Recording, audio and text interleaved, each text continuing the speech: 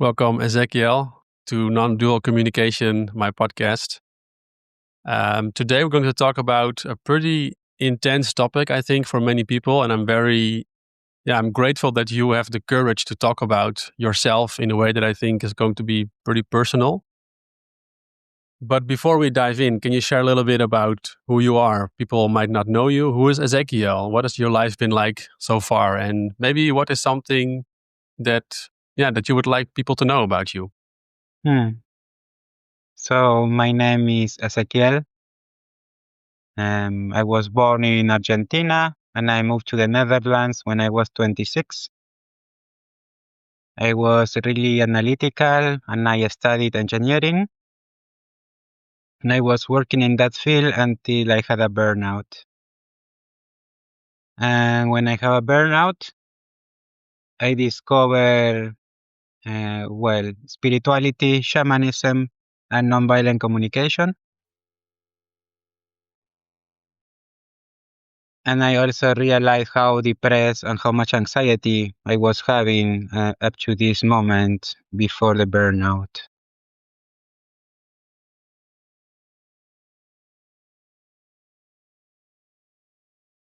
Yes, and that was a really intense experience that really helped me to learn. So the first thing I want people to know is not to be afraid when I name this, because I'm grateful for all the learning I am getting out of the experience I have. I could not have learned all those things otherwise. Yeah, thank you. And you mentioned that you had a burnout which kind of started your spiritual path, if I may kind of reformulate it like that. Yes. A burnout sounds like, oh yeah, people have burnouts, but it can actually be really horrible to go through it, right? Can you share a little bit how was it for you a day living in the life with a burnout? I would like to share, and at the same time, I find it so confusing because when I try to name something, it's just a sense of urgency and overwhelm. And like I have to try really hard because otherwise I'm not safe or something wrong will happen or I'm not good enough. And it doesn't matter how hard I try, nothing seems to help.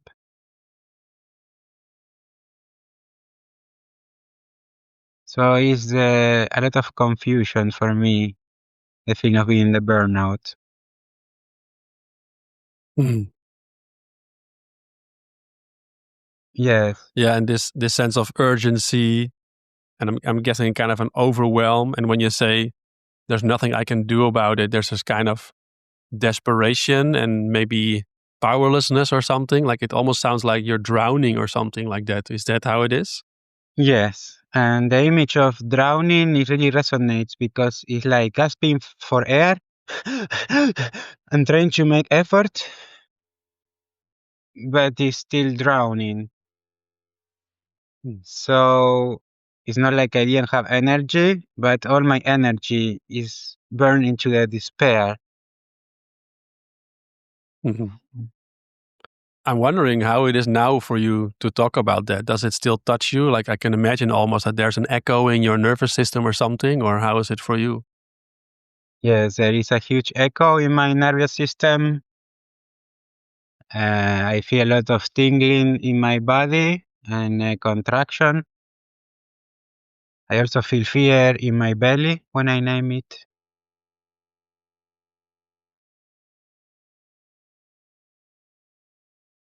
And the sense of overwhelm is still with me because one of the reasons that fuel the burnout was the chronic pain together with the fact that I was not able to make sense of what's happening around me. Mm. Yes. And now there is more relaxation because thanks to nonviolent communication, I start to make more sense of my own experience. And that creates also space and relaxation around that. Hmm. Mm. That's very interesting. So in this very moment, you feel the kind of calming effect of nonviolent communication in your relationship to yourself. Is that how it is? Yes. So there is tension and some fear in my body around being overwhelmed and not being able to cope with things. And around there is like this soft empathy in which I can stay with that. And that has a soothing effect. Like when I breathe in is some intense energy flowing in and out, like a shivering. And that is really soothing and reassuring that I can be with this energy of the overwhelm, for example, the memory of it. Hmm. Yeah. So yeah, what you're describing and also what you named before we started recording is the kind of embodying nonviolent communication. And I want to ask you something about it, but maybe for people to understand how it's so important for you. We were talking about recording a podcast together, and you were speaking about, I think, and you can correct me if I'm not getting it exactly correctly, but something like, yeah, thinking of harming yourself or even ending your life, and that this is where nonviolent communication helps you.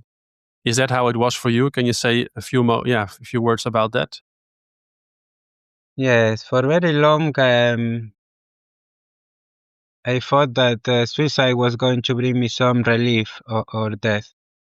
So thinking a lot about it. That's how my burnout started because a colleague of mine, he asked me a question. He was also my supervisor somehow. And he told me, I think it's hard for you to take decisions. And I answered him, I guess so, because I don't even know if I want to live or not. But for me, was something that was with me, so it was not so shocking to name because I had to live with this every day. But I saw that he really panicked when I said that. And he talked to my boss. So then I had a meeting with my boss, and then I decided to call in sick because I didn't want to have that impact on my colleagues. And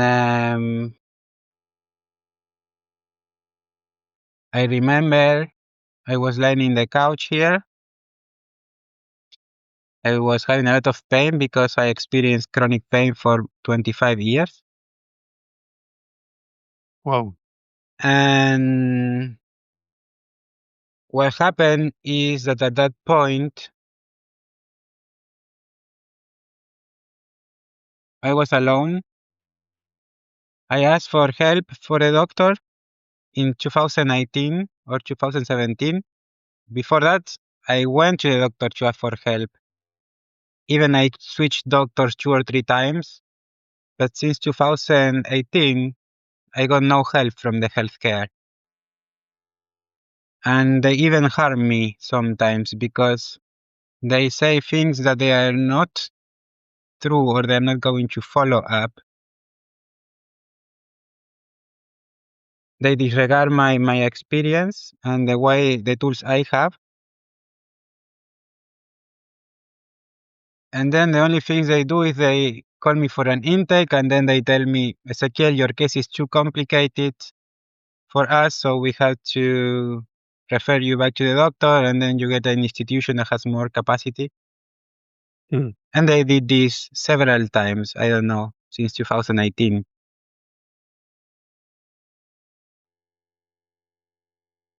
And then also Corona started. So it was the first funny thing that happened to me that now I get a smile because I was thinking to jump in front of a train. And then I was planning in my mind where would I like to do it. Can we slow down there a little bit? Because that sounds pretty intense. Yeah. When you had that thought, what was it like to be in that moment in your body? What were you feeling in that moment when you had that thought? It's very hard to recall feelings.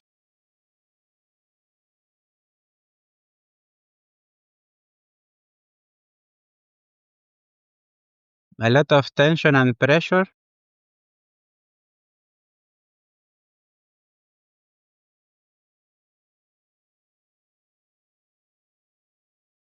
Despair,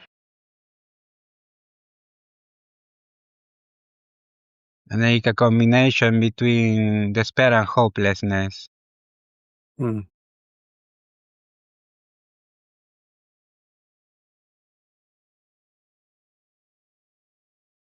Yeah. And then you thought, maybe I should jump in front of a train. And you probably didn't think it with that calm voice, but it was somehow probably, was it screaming at you? Like how was that thought present for you?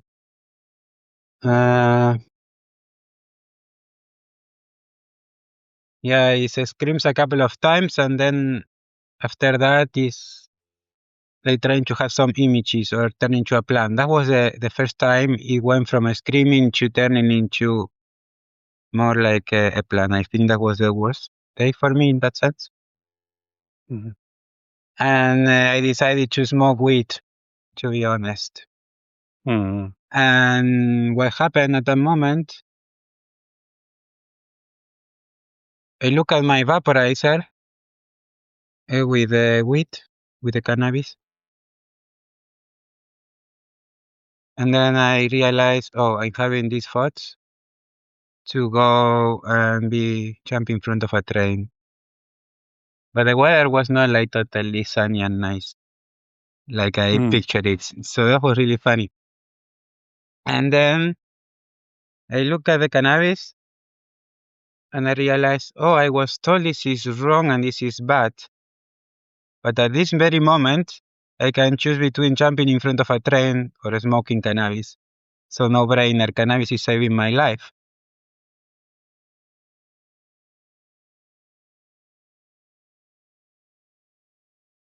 That was a mind-blowing moment for me because all what I knew stopped making sense, especially in terms of good and bad. Or if you do this, then you get that. Yes. Wow.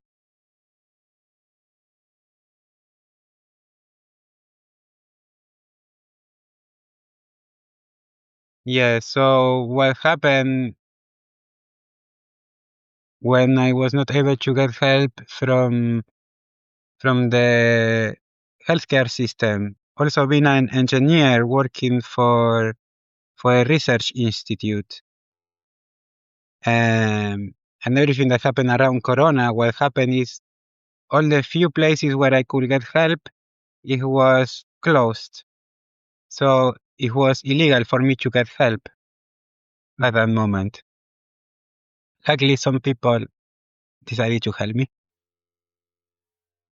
But what happened, it was a loss of faith in science, in the system, in the healthcare. Yes, total loss of faith.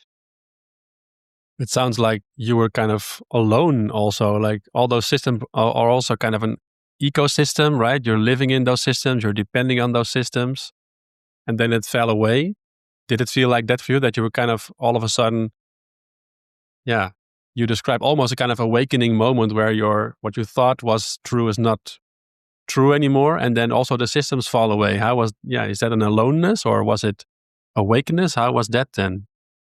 It's feel really alone and unsafe, which stimulates a lot of thoughts inside of me Hmm. because it's not only struggling with having chronic pain, depression, despair, and not be able to manage, but also like the system that was supposed to care me, it was this like idea of betrayal. Now I know it's not true betrayal, but it's fuck, you are supposed to care for me and you leave me alone, and whatever you do is not helping me, it's even making it worse. And then the message I get is like, this is the way it is. This is for your good, but then I don't experience any good from it. So there is aloneness and also confusion, like not being able to make sense of the world around me. Mhm.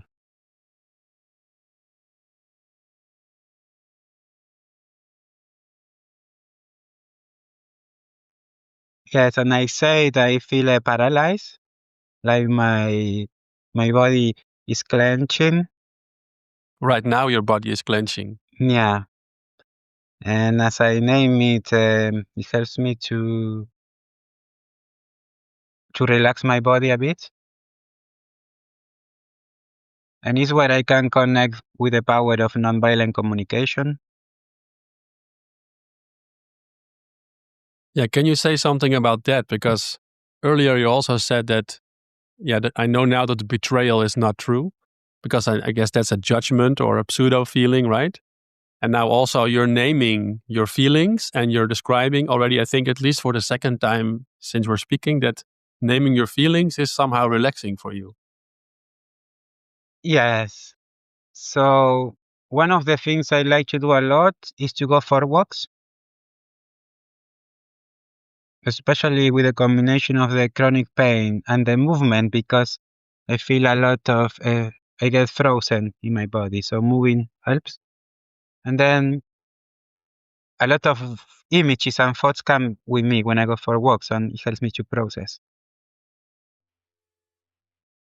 So I have a memory when I am walking and having all terrible thoughts. And the thoughts is either about harming myself and committing like suicide somehow, or there are thoughts around harming others. And when I have those thoughts, it comes like a fear or despair with it. And like I sometimes had these thoughts that I will bite someone and I could taste the blood, even there was no one around me, Mhm. but I could still have this taste on my mouth. So I can acknowledge the power of the thoughts.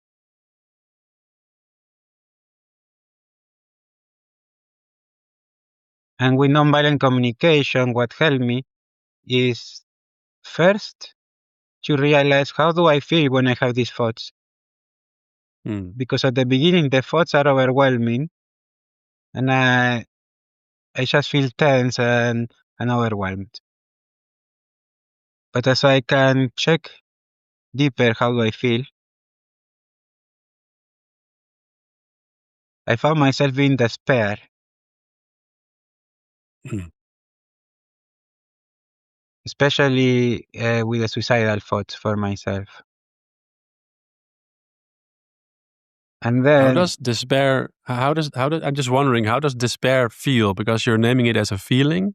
Is that correct? Or is it more a mental state of despair?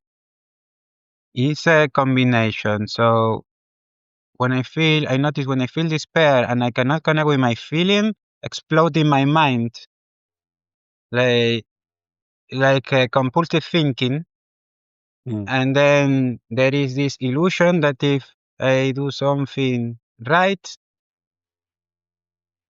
then things will be safe again. So basically, it's not feeling safe and a sense of urgency and a lot of thoughts and trying to resolve some kind of problem that will give me safety. And if I can connect with my body in the moment of despair, it feels like a pressure. It's difficult to breathe. Like, let's say you run as fast as you can for 2 minutes and then you try to have a conversation immediately and it's not going to work. That's how despair feels like. Wow. That's a really, really good description. Yeah. Thank you. Yeah. Yes. So, And it sounds incredibly hard, those mm. moments. Incredibly hard. Yes, I can already feel like now I'm gasping for air. Hmm. I will name some kind of anxiety, but it's like a pressure that is tingling and an energy that is making my body like shaky. So there is a part of it that froze it and a squeeze, but there is a part of it that cannot take it and wants to break free from that. So there is like tension against tension in the body or tension against pressure. Yeah. Like an inner fight almost, what you're describing. Is that how it is? Yes. And now it comes an image if I would like to demonstrate it. For example, like I take a cloth and it's like I can twist it and express my frustration like and this is how it feels the tissues in my body, like these Mm. clothes Yeah. when I'm in despair. So the first step with nonviolent communication allowed me to realize, oh, I'm feeling like that, so much despair. And I'm really longing for something. And I'm having goosebumps now, and I'm having this shivering kind of feeling. A reassuring kind of feeling. A shivering. Oh, shivering. Yeah. Yes. Is it pleasant? You're smiling? It's not pleasant, but I smile because there comes a realization, which is I long for relaxation, I long for well-being, and I long for some kind of peace. Mm. So when I can connect with that, it's like I can put one hand on my back and say, okay, this part of me that is thinking this is because it really, really needs some relief from pain. It needs some protection from pain. It needs some peace, some well-being. So it doesn't know how to get it, and it's totally despair. So when I name it like that, it recontextualize everything. And now Mm. I can be with a compassionate understanding of what's going on with me at the same time that I experience it. And that shifts the experience totally. That's really amazing. So you're basically, you're not talking about it, but you're actually physically demonstrating how you do it, because you're actually feeling this difficult emotions in the moment right now or just now, sensations, and you're naming it, and you're kind of giving us a live demonstration of, yeah, how naming it gives you all those sensations. And then you touch on this, yeah, from an NVC perspective, you're naming the need, but you're not just naming it, you're really connecting to it. Can you maybe describe, because when you mentioned just now, I need peace, I think I heard in your voice a little emotion. Yeah. Can you describe how is that for you when you are connecting with your needs in this way? Well, first, I really enjoy this question because this is like the real key. I cannot remember much feelings, but when I recall a situation, the feeling comes now. And it's no sense for me to talk about it, but it's to talk it, to feel it, and connect with my experience right now. And that's what I learned, and that's the way I can have the wisdom also. So, for example, now I name wisdom, and wisdom is a need. So, as I'm speaking to you, there is a hardening on my chest and a pressure on my body, some tingling on my hands,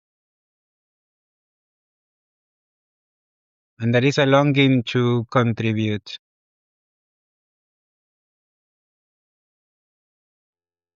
And then there pops a thought, oh, what to do?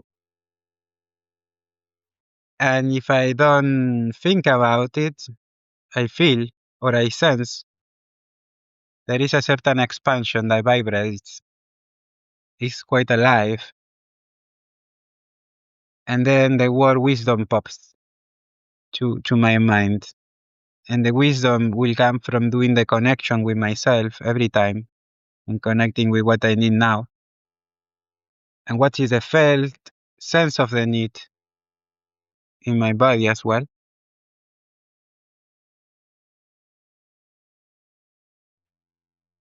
When I do that, then there is a clarity of my mind. Now I have no thoughts because you asked me the question and I really connect with me. So there is a fear. Now I did have a little thought. Oh, if I have no thoughts, I may say something stupid. Or I may talk for 10 minutes. I don't know. And yes, and now I name the fear and it's like, oh, okay, I fear this. Why do I fear this? It's because there is a longing to contribute behind. And when I connect with the longing, I can feel the smile immediately because the longing to contribute is much more powerful than the fear. So now connected with the longing to contribute, I feel some shivering in my body, like a goosebumps, and that's the way the fear is washing also through my system. And I want to trust that that is what helps to connect with my wisdom. For example, now it comes to me to ask you, is this what I am describing, contributing to you? To me, yes. For me, as I'm sitting here listening to you, I am seeing you as somebody who has a very deep practice that I find very inspiring. Me, I'm also a very mental person.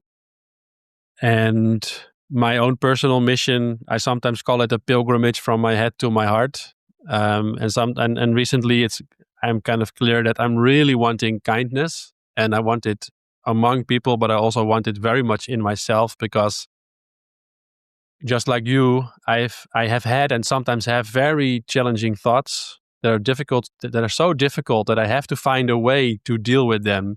And sometimes the way I deal with it is to keep remembering that I am not my thoughts, that they are somehow not exactly real. And just now, what you said reminded me of a quote that I saw by Thich Nhat Hanh. You probably heard of this Vietnamese Buddhist monk. Yeah. And I just saw, I think on Instagram or something, I saw a reel, and he said something like, I can't really do it justice, but he said something like, your fear is a part of yourself. And he basically encouraged us not to be afraid of our fear. But for me, I can have very intense fear sometimes, and sometimes it's scary, and I can be, and I have my own work to do with that.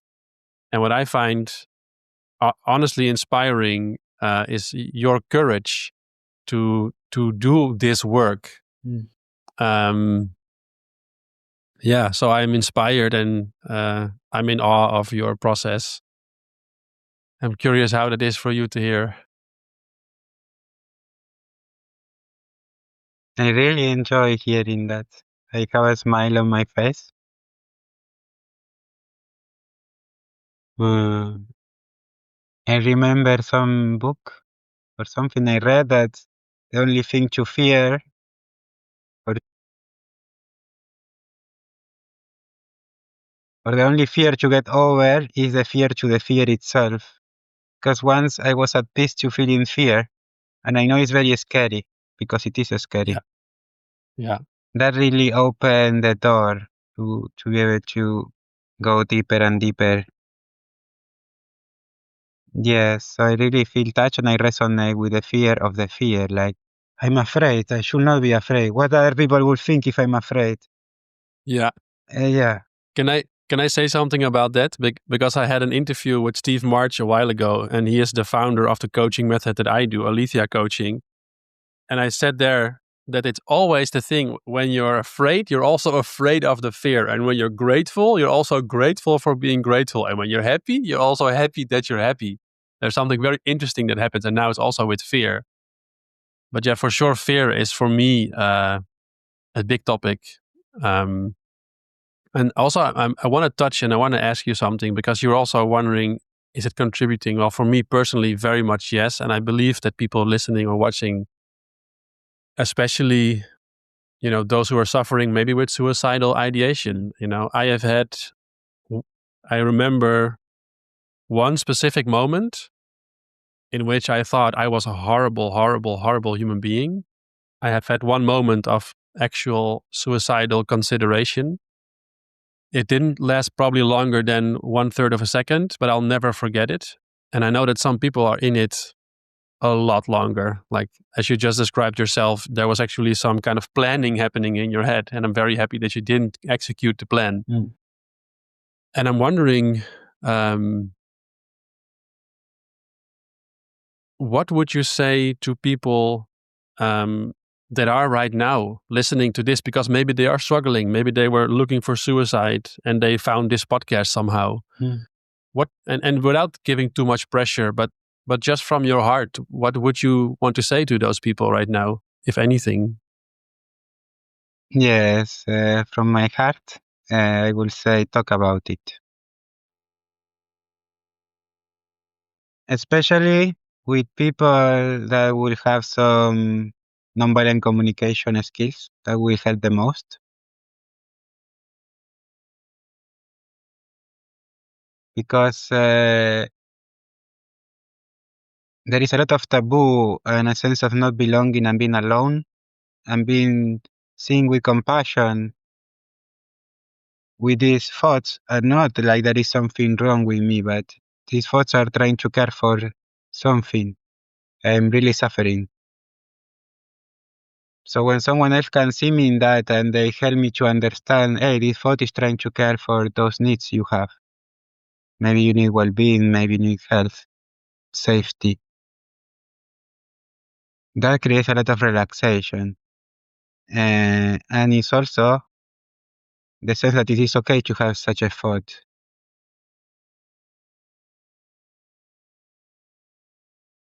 Maybe it's nice, if I may interrupt also, to add Marshall's quote, right? So I like from my own kind of meditation part of my life that I see thoughts as kind of not quite real. And Marshall Rosenberg had this different kind of take, but the same spirit of, don't take thoughts exactly seriously. But he said something like every thought, judgment, diagnosis, analysis, expression of anger, including towards yourself, is a tragic expression of an unmet need, which is basically what you're saying. And sometimes I also say that the thoughts are a bit, they are distortions of reality, because there is no such thing. If you make a judgment, you won't find a judgment out there, right? That's why the 4 steps of NVC, they start with observation, and thinking is not the same as observation. And then comes also immediately the question, okay, but what if NVC doesn't work for those people, I want to kind of hasten to add, that doesn't mean that that's the only thing you can do. You also mentioned that moving your body is really good for you. Can you maybe say something about that when you're having a difficult moment and you go, I don't know, take a walk or something? Would that be something you recommend?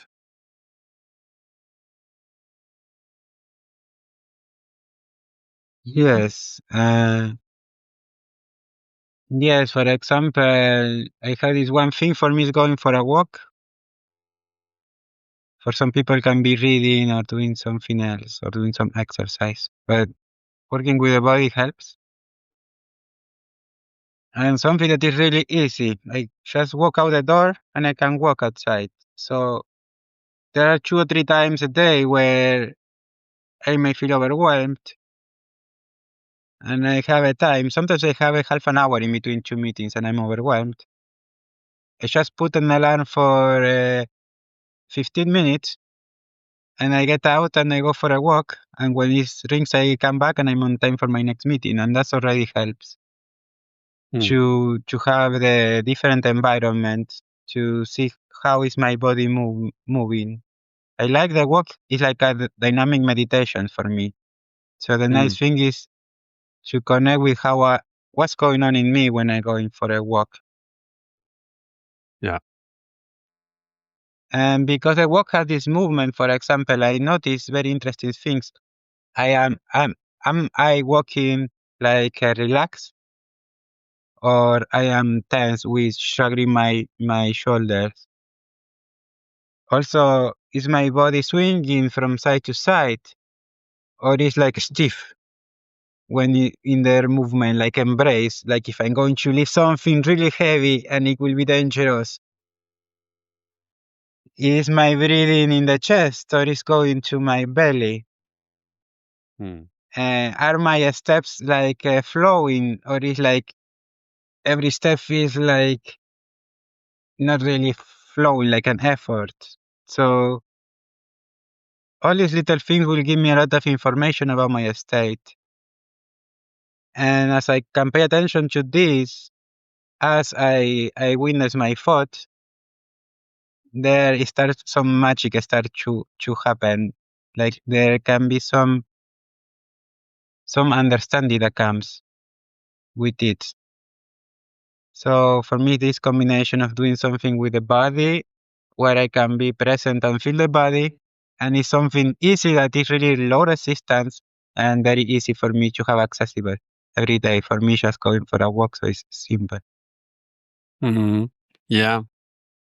Are you wanted to add something more, or?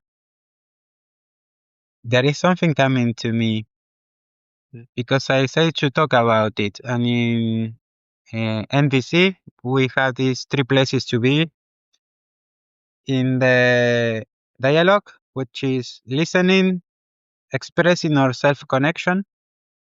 So when I talk about going for walks, I talk about self connection, or how I understand these patterns in myself, these thoughts, and what are my needs behind it. This is self connection, like my practice. Being able to talk to someone else that is listening to me, then through listening is also really powerful because you have the presence of other human being holding you. And the part I want to name is the expressing, because I have a memory. 2 years ago, I went to Italy with my family, and then they went back, and for one night I was alone. And I went out with two people that I met, and they asked me, "How are you?" And then I start talking. I'm depressed, and I'm having these challenging thoughts. And this person I start to ask me questions, and I start talking. And then at some point, the conversation got heavy for me. Not for me, but I was worried how it's for them. So I asked them, and he told me, "Oh, I'm totally tripping. Go on." And he has so many questions, and I don't know why he has so many questions at that moment. But I talk about my suicidal thoughts and everything. And I could laugh about it already because some of them are really extreme thoughts that also they don't make much sense, these images. So I sometimes can laugh like, oh, really? I want to blow myself up because I'm 5 minutes late. Like how things can escalate inside. So I can laugh at it and be the humor of it. That helped me. And what happened is after I told him and we talked for an hour, at some point he told me it was very powerful you shared this because this person tried to commit suicide and he was following his plan, and in one of the steps it was really, yeah, it was really funny thing. I, Wow. I don't want to give details because it's not Mhm. my own experience.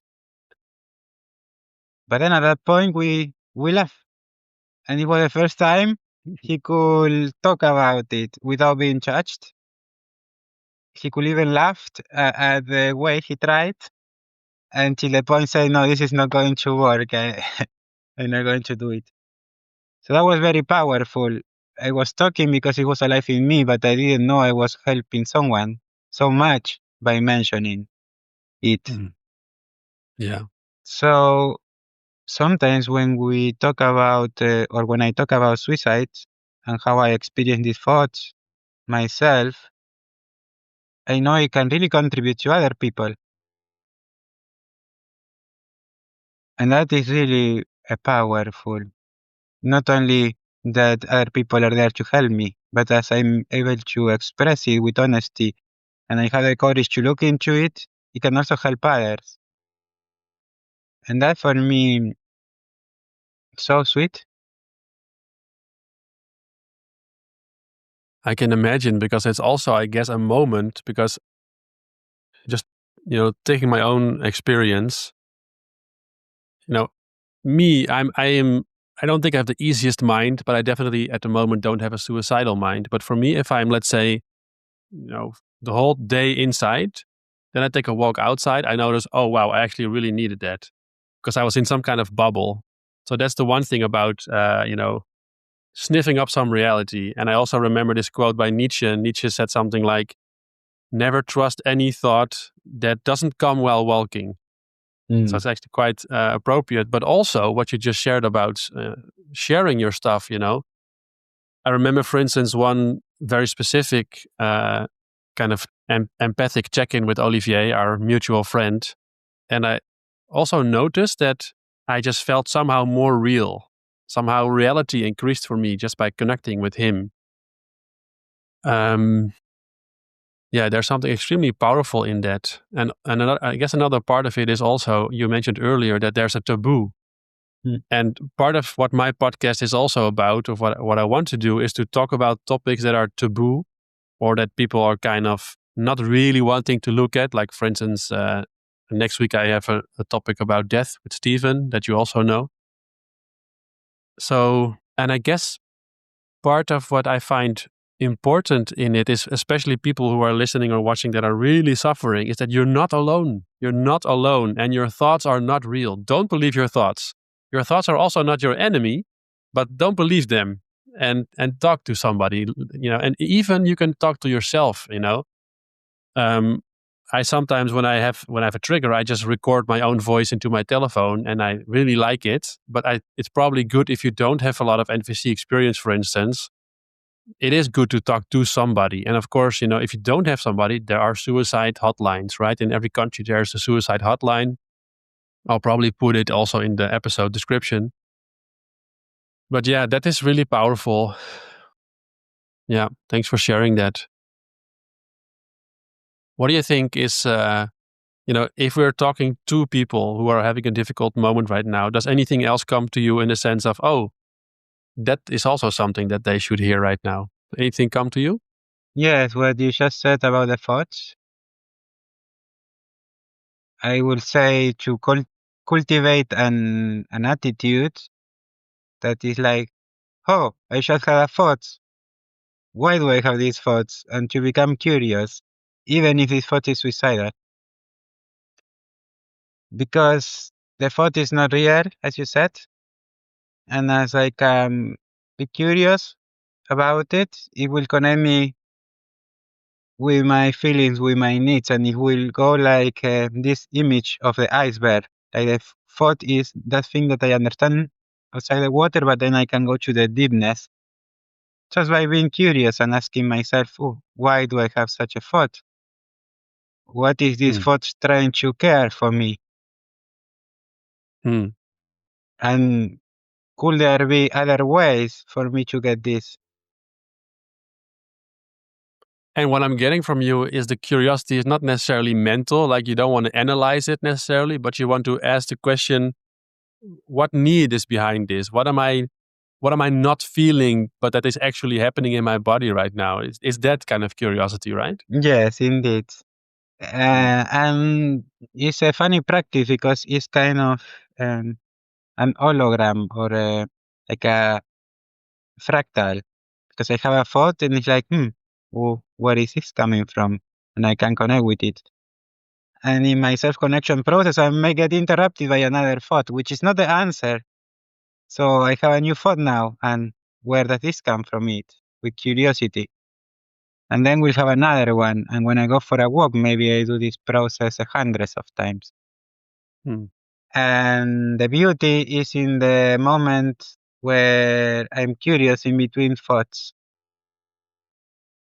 And the longer the silence in between thoughts, the deeper is the processing. and the insight that will come in the next thought. That reminds me of what's the name of that guy that wrote the book after the Second World War, Viktor Frankl, Man's Search for Meaning, and he said something like, in between two thoughts, there's a moment. Oh no, that's not exactly true. He said, anyway, he's talking about that space, let's say between something happening and your reactivity, and you're saying the space between thoughts is that space that we can experience, and somehow that there is where the magic happens.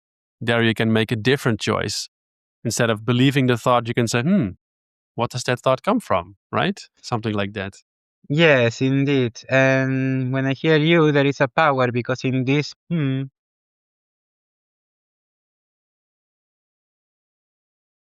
is a moment of contemplation.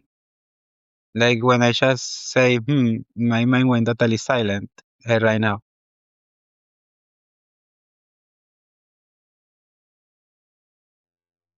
And then in the silence, there is all the life energy in me.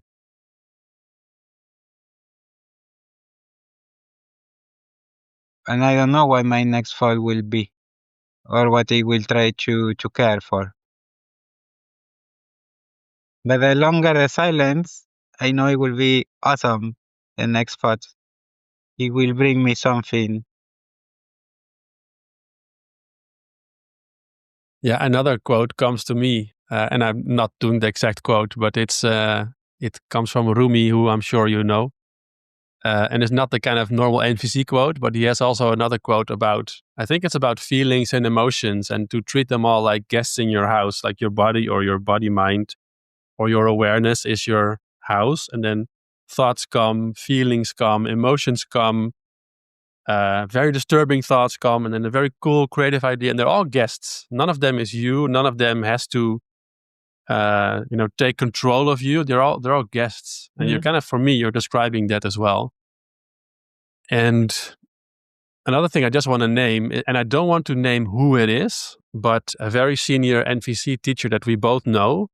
I know that he also was suicidal, and he went to, I believe it was an IIT. And so for people who don't know, an IIT is an intensive international training for nonviolent communication. Super awesome, by the way. Totally recommend, if you're interested in NVC, to go do that for anybody listening or watching. But he talked to somebody for, I don't know, 5, 6, 7 hours, like the whole day. And that actually also just, expressing it, that switched it for him. And something that comes to me now to bring in as well is that, as you're probably aware, men commit suicide more often than women. And I believe that if you look at statistics, it's not necessarily because they attempt it more often, but they use more violent means than women because of the typical disposition of men compared to women. And there's also this, I guess, societal, cultural conditioning where men typically speak less, express less, speak less about their feelings than women. So if they do have something going on, combined with their more violent tendencies, they can be at risk for committing suicide. And I just want to check with you, because you are also part of the men's group. So Olivier and I have the NVC men's group. You're also a regular there, which is really cool. How do you see groups like that? It doesn't have to be NVC, but especially for men, do you see a role for groups like that? Yes, they're really, really powerful. I went also to the men's festival in the Netherlands, 100 men, like 3.5 days or 4. And I went like for 5 years or something. It's really powerful to have a space where you are welcoming your vulnerability with other men, because as men we are conditioned to suck it up and work hard. So it's really nice to have a space where it's not competitive. We don't have to be the best one. We only have to be ourselves. And and be able to talk with other people. What is important for me? What I am struggling with, and find some differences and some similarities which make resonate. Yeah, Mm. Yeah. and now I remember when something someone told me that every suicide is a prevented murder. Mm. So when I hear you saying, yeah, what happened? What if I look inside? It's like it comes the despair, and then an action from despair, and this action could be to harm myself or to harm someone else.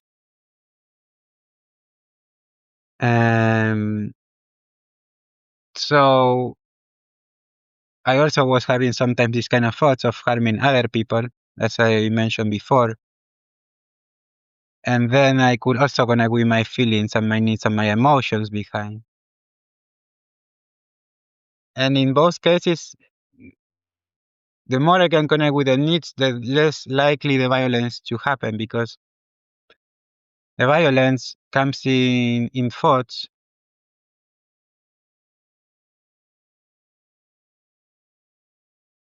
And these thoughts carry a message which is not literal. It's an Mm. expression of what I need. And if I'm not aware of what I need, it's pretty much distorted. It's like making war because I want peace. But if I stop to think, does making war brings me peace? No. So that is something that I could say is close to a suicidal thought or an aggressive thought. And when we had the opportunity to talk about it, then peace comes. Yeah. I like a lot what you said there. You said something along the lines of, or maybe to switch it around to an advice for people, is to listen to your thoughts, but not literally. It's almost like you have to listen through your thoughts. They are these distorted expressions trying to get your attention, but not. The thought is the attempt of your brain to get your attention for something. And it can also be sometimes, I think, an escape from feeling, right? I'm trying to analyze, I'm trying to have a solution. Yeah, but the problem is you not wanting to feel what's happening in your body. And so to listen to the thoughts skillfully from NVC lens, I think, is to let them be a reminder to come back to your body. Would you resonate with that?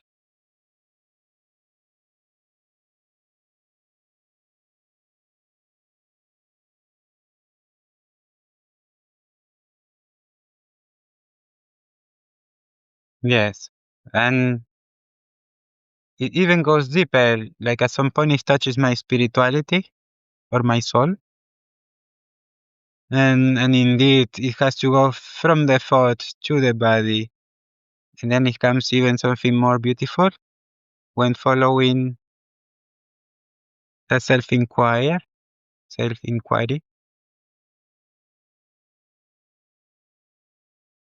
Yeah, it really resonates. Yeah.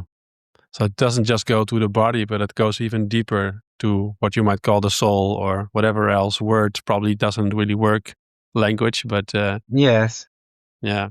because for example, when I really connect with a need, it's like it's everywhere. Like when I'm at peace, everything is at peace. If yeah, if I feel alive, Yeah. everything, if I connect with Yeah. the need of feeling alive, everything is fine. S- So it's like it's transcend the human experience, the thoughts, Yeah. everything. I completely resonate with that. And sometimes the way I phrase it is that I wonder if you kind of dig my phrasing, because sometimes I say that, yeah, when my need for dignity is met, it's not that I can exactly point to something specifically, yeah, maybe as a trigger, but as more, it's the way I'm experiencing my experience has the flavor of dignity. Like you say, it's like everything is dignity. Dignity is just kind of the meta experience I'm having or something like that. Yeah. Do you resonate with that? Yes. I will say when you experience dignity, it's dignity for everyone, including you. Mm. Even for this plant that is behind you, like it has some dignity being there. And when you are experiencing this dignity, the plant as well. Mm. Yeah, I love that. Yeah. So as you know, my podcast is called Non-Dual Communication. So I really love non-duality or the idea that there's no separation. So you're really, for me, beautifully touching on that. I want to go slowly towards rounding up. And I want to ask you maybe one or two more questions, if that's okay. Yes. And yeah, and one question would be, we talked about, what would you say to other people that are maybe listening or watching? But I also want to ask you, what would you say to yourself, as to your younger self, like from where you're sitting now? What would you say to your younger self, maybe the one who was really struggling, in that past? What would you want to say to him from where you are now? Can I take a pee break? Of course. Yes. Shall I? No, we don't even have to pause it. I'll just, I'll do it as well, and then Okay. see you in a few minutes. Yes. Yeah. All right. Thanks. Yeah. So I actually I wanna say something about that pee break that we just did. It's a funny word for people, but we have both been schooled by Yoram, and he always talks about pee breaks, but it's something that came to me earlier to say, because I can feel a bit aggressive sometimes when I just need to go to the toilet, or I can just hate people, quote unquote, if I need more sleep. And so it's such a very mundane, everyday kind of demonstration that feelings and even thoughts are just pointing me to my needs. And it can be simple needs, but fundamental needs like sleep, good food, exercise, social interaction, spiritual practice. So that's kind of a funny little, a funny little insight for me. Yeah. Do you want me to ask the question again that I asked earlier, or did you want to respond to that just now? I totally resonate with what you said. I want to respond.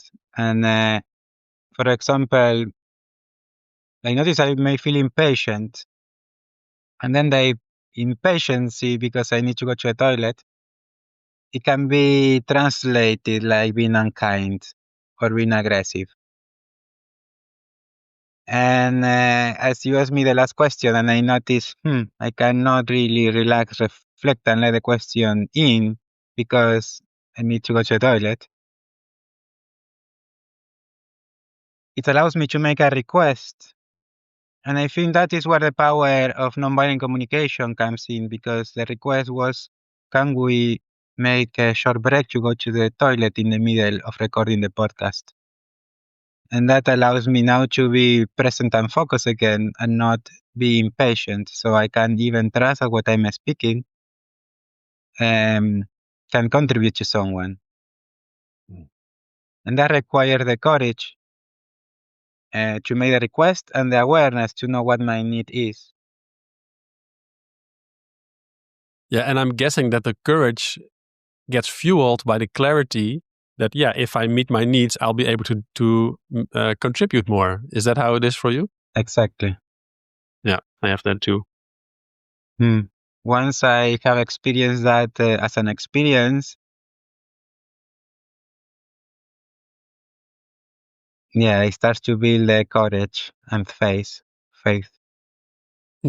Yeah.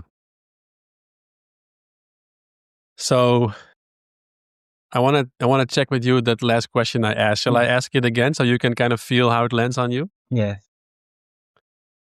Yeah. So from where you're sitting now, and maybe after having reflected with me for the last hour or so about some pretty serious stuff, what if you could have a very, very magical phone, and that phone could call into the past, and you could actually call yourself in a very difficult moment that we just talked about? What would you say to him in that moment? When I hear this question, the first thing that pops up is like I'm looking at my past self, and it's like crossing his arms, and it's like, and there is no way I can get into. So there is like this pause. I don't know what to say, but I think the first thing I would like to do is just be with my past self, like go there and put a hand on his back and stay, just saying nothing for a couple of minutes.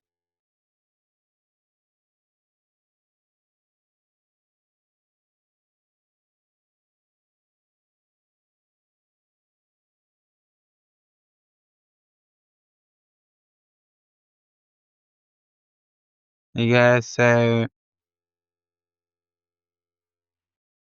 will also give a sense of guidance because at that time I really need guidance to tell my past self to enter the nonviolent communication path, and also to bring the clarity. It's not about nonviolence or communication. It's a model that helps you understand life. It just has this name. That would have made it much more easy for me to go into it at the beginning.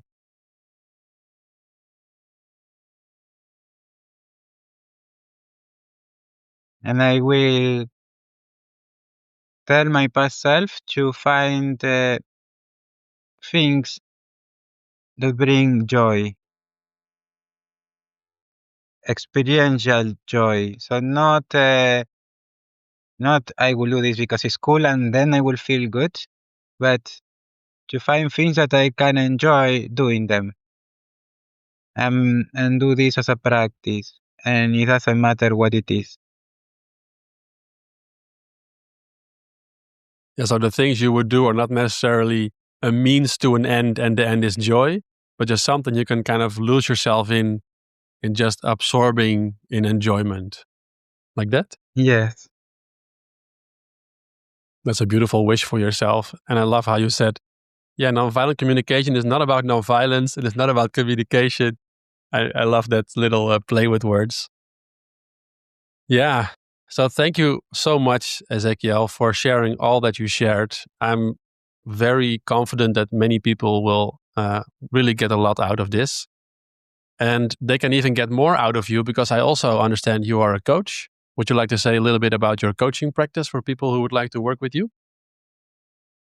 Yes, I like to mix coaching with nonviolent communication to bring the awareness of what is important for the people, what are their needs,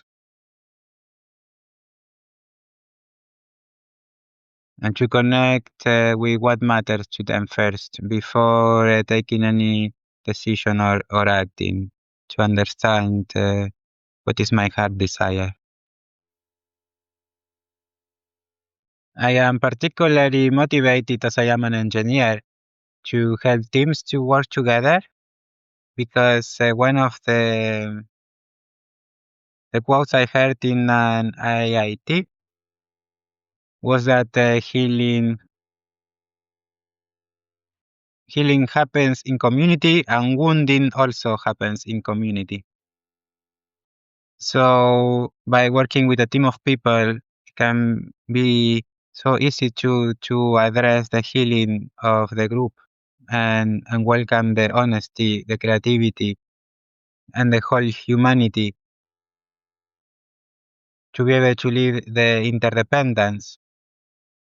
So this awareness that our needs are interconnecting and the well-being from each of us is interconnected. So that means if your well-being increases, mine also increases. And my dream will be to do that in combination with one-on-one sessions, doing like conflict mediation and teaching MBC. Yes, and I'm also pretty much open for people to reach me if they have conflicts with other people or inner conflicts, or if they want to explore something with coaching. Yeah. Well, it sounds like you've done a lot of very deep work. So I think people can really trust that if they want to go through some deep stuff that they can really reach out to you for that, where can they find you?